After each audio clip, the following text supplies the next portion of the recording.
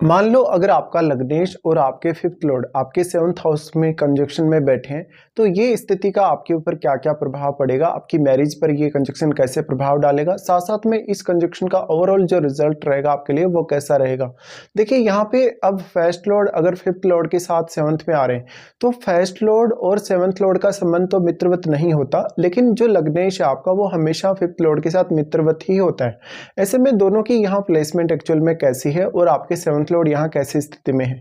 देखिए fifth Lord का आपके सेवंथ हाउस में आना पार्टनर के साथ आपका बहुत ही इमोशनल कनेक्शन दिखाता है। कहीं ना कहीं पार्टनर आने के बाद आपकी लाइफ में क्रिएटिविटी के हिसाब से, निर्णय लेने के हिसाब से, आर्थिक मामलों के हिसाब से आपका जीवन साथी आपको बेहद सपोर्ट कर सकता है। तो आप एक बहुत ही इमोशनल जीवन साथी पाएंगे ऐसी स्थिति में, और एक परफेक्ट लव मैरिज का ये कंजक्शन बन रहा है इस हिसाब से। तो अब अगर मान लो आपका सेवंथ लॉर्ड का संबंध अगर फिफ्थ हाउस से बन गया, या इवन सेवंथ लॉर्ड का संबंध आपके लगन से बन गया, या सेवंथ लॉर्ड का संबंध आपके 11th हाउस से बन गया, तो इस बात की बहुत स्ट्रॉन्ग पॉसिबिलिटी हो जाएगी कि आपका लव मैरिज होगा, या तो फिर आप अपनी पसंद से किसी को अपना जीवन साथी चुनेंगे। ऐसे स्थिति में जीवन साथी आपको इमोशनली और फिजिकली दोनों ही तरीके से काफी सपोर्ट करने वाला हो सकता है। वो आपके आर्थिक मामलों में काफी ज्यादा इंटरफेयर करके आपको काफी आगे बढ़ाने वाला हो सकता है। साथ ही साथ आपका जो जीवन साथी के साथ इमोशनल कनेक्शन है, कहीं ना कहीं वो आपको काफी भावुक बनाएगा। इस तरीके से जीवन साथी आपके लिए एक बेस्ट समायोजन लाएगा आपकी लाइफ में। वो आपको करियर में भी सपोर्ट करेगा और बाकी कुछ अन्य मामलों में भी। अब क्योंकि फिफ्थ लॉर्ड आपका सेवंथ हाउस में आ गया, तो आपके पब्लिक डीलिंग के लिए बहुत ही अच्छी स्थिति बन गई। इस तरीके से आपकी संतान के मामले में, आपकी एजुकेशन, आपकी लर्निंग्स के मामले में भी जीवन साथी आपको बेहद सपोर्ट करता हुआ नजर आएगा। लेकिन मान लो अगर आपका लग्नेश और आपके फिफ्थ लॉर्ड सेवंथ हाउस में आने के बाद शनि से प्रभावित हैं, राहु केतु से प्रभावित हैं, तो आपको काफी ज्यादा प्रॉब्लम्स का सामना कभी कभी करना पड़ सकता है। ऐसी स्थिति में जीवन साथी और आपके बीच में एक अच्छा एडजस्टमेंट हो सकता है। भले ही तो अगर कोई एक उग्र ग्रह का प्रभाव या क्रूर ग्रह का प्रभाव सेवंथ हाउस पे हो, तो जीवन साथी के साथ मैरिज होने के बाद कभी कभी आप उतने ज़्यादा सेटिस्फाई भी नहीं होते। इस केस में कभी कभी ये स्थिति भी ज़रूर बन जाती है कि आप अपने जीवन साथी के साथ लव मैरिज किए, लेकिन आपका लव मैरिज होने के बाद भी आपका किसी से प्रेम संबंध बनेगा या किसी से कोई अफेयर होगा।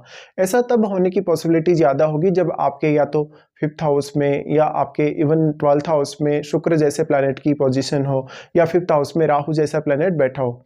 अब आपका लेकिन लग्नेश का और आपके फिफ्थ हाउस का लॉर्ड का आपके सेवंथ हाउस में आने का मतलब है आपके मान सम्मान, आपकी रेपुटेशन, आपकी स्किल्स के माध्यम से जो भी आपको लोगों से सपोर्ट मिलेगा, उस मामले में जीवन साथी का बहुत इंपॉर्टेंट रोल होगा।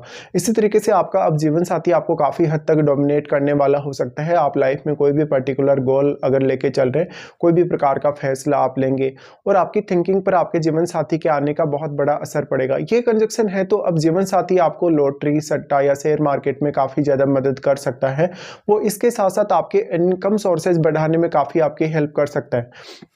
तो अब आपको यहाँ काफ़ी इंपॉर्टेंट हो जाएगा ये देखना कि वास्तव में लग्नेश और आपके फिफ्थ लॉर्ड यहाँ आने के बाद वो कैसे स्थिति में है। क्या वो वक्री तो नहीं हो गए, क्या वो अस्त तो नहीं हो गए, और अगर वो किसी भी प्रकार की स्थिति में यहाँ बैठे हैं, बल्कि यहाँ कोई अन्य ग्रह का अगर प्रभाव है, कोई अन्य ग्रह का यहाँ अगर दृष्टि है, तो वो भी आपको देखना चाहिए। वास्तव में अब आपका सेवंथ लॉर्ड आपके लिए काफ़ी इंपॉर्टेंट हो जाता है। सेवंथ लॉर्ड भी अब आपका बहुत ही वेल प्लेस्ड होना चाहिए।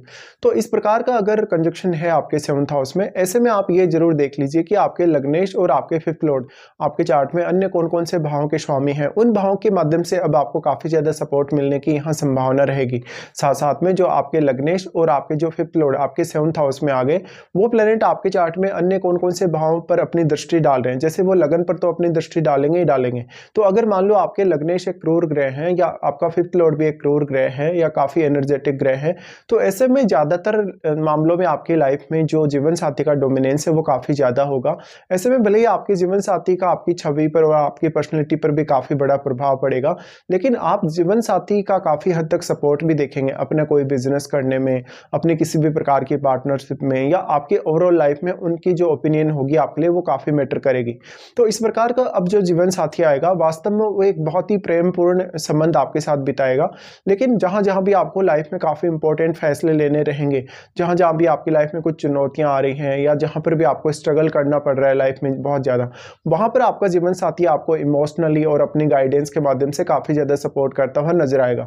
इस प्रकार का जो जीवन साथी आएगा वो लाइफ में आपको जीने के प्रति आपके एक्सपेक्टेशंस को काफ़ी ज़्यादा बढ़ाएगा और जीवन में सक्सेस पाने के प्रति भी।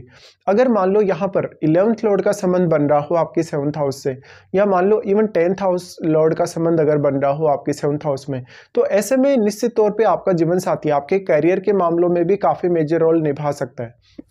तो आपका अब लग्नेश का और 5th लॉर्ड का आपके 7th हाउस में आने की वजह से हो सकता है ये कंजक्शन आपको किसी न किसी के प्रति बहुत ज़्यादा डेडिकेटेड रखे, या तो फिर हो सकता है आप किसी से बहुत ज़्यादा अटैच हो रहे इमोशनली या फिजिकली। ऐसे में हो सकता है आप पहले से किसी के साथ फ्रेंडशिप में हैं, रिलेशनशिप में हैं, उन्हीं के साथ आप मैरिज भी कर रहे हैं, लेकिन अगर यहाँ राहु केतु का प्रभाव है आपके 7th हाउस पे, शनि का प्रभाव है, इवन अगर शुक्र या मंगल का प्रभाव है, तो कभी कभी मैरिज होने के बाद भी आप उतने ज़्यादा अपने जीवन साथी से सेटिस्फाई नहीं होते हैं।